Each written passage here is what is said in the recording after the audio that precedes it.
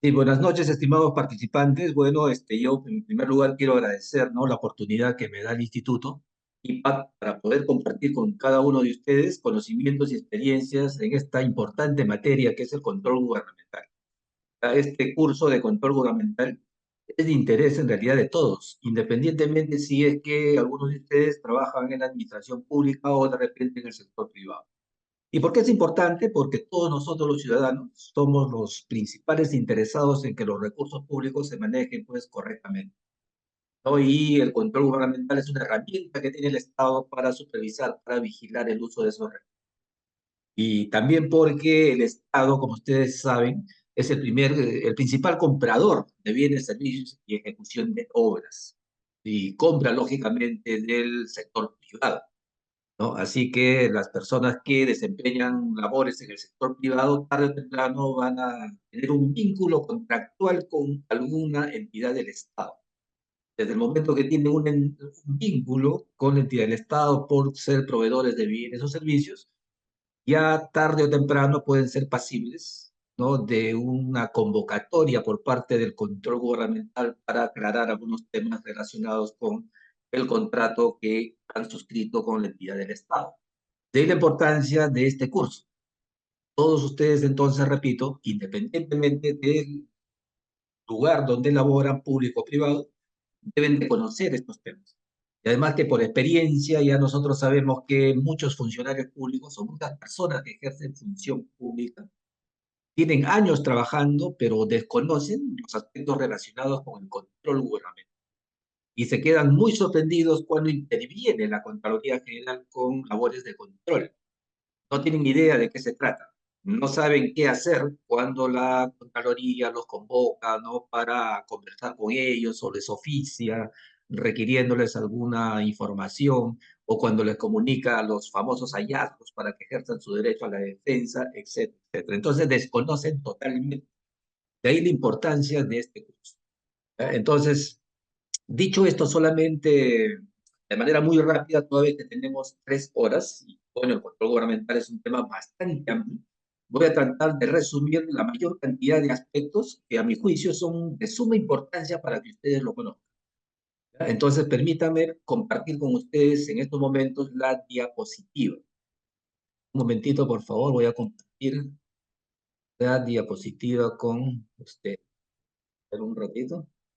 Edgar Pisfil, Carmen Luisa Raimundo de Palominos, muchas gracias por informar que lo visualizan sin ningún problema y también me escuchan sin ningún problema.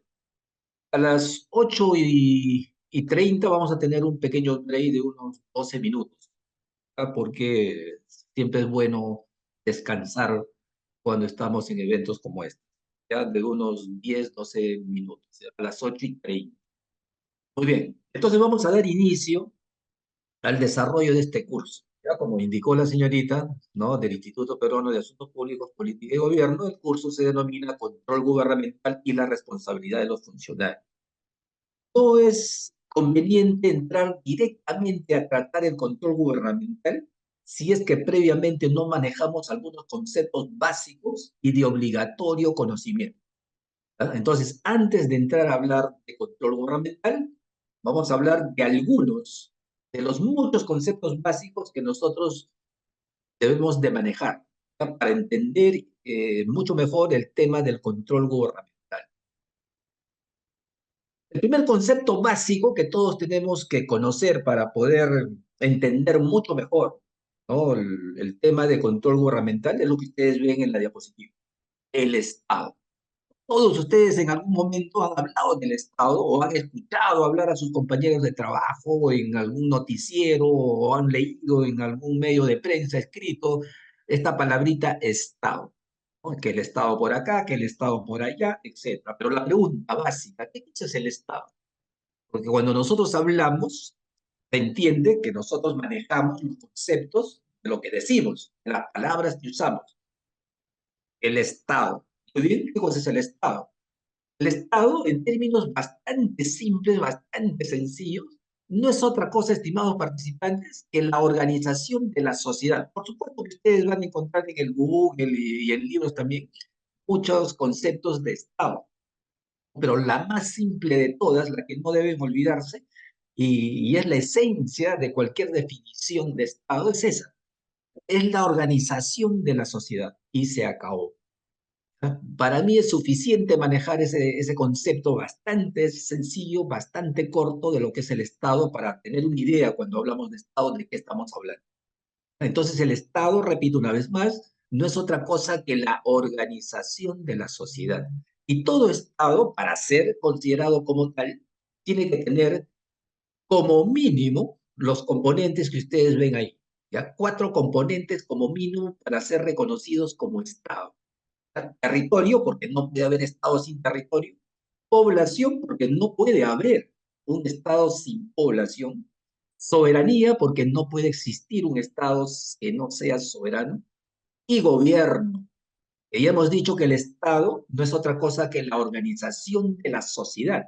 Y para que no sea una sabana africana, todos contra todos y donde sobrevive el más fuerte y el más ágil, entonces esa organización, ¿no? Esa sociedad organizada tiene que tener pues líderes, tiene que tener instituciones, tiene que tener alguien quien gobierne, quien administre esa organización de la sociedad, ese Estado.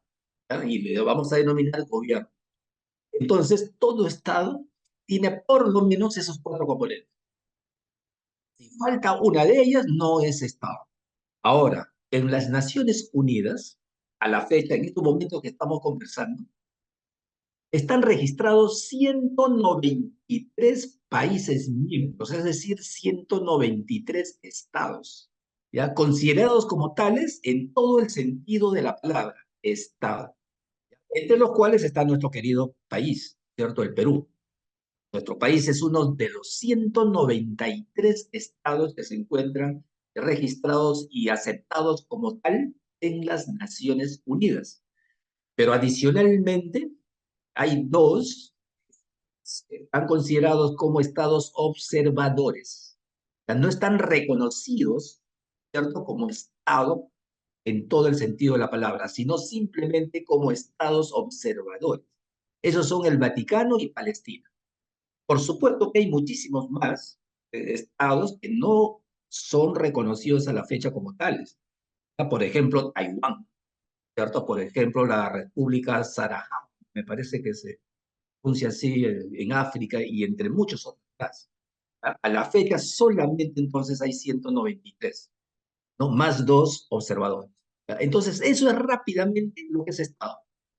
Organización de la sociedad, 4 componentes: territorio, población, soberanía y gobierno.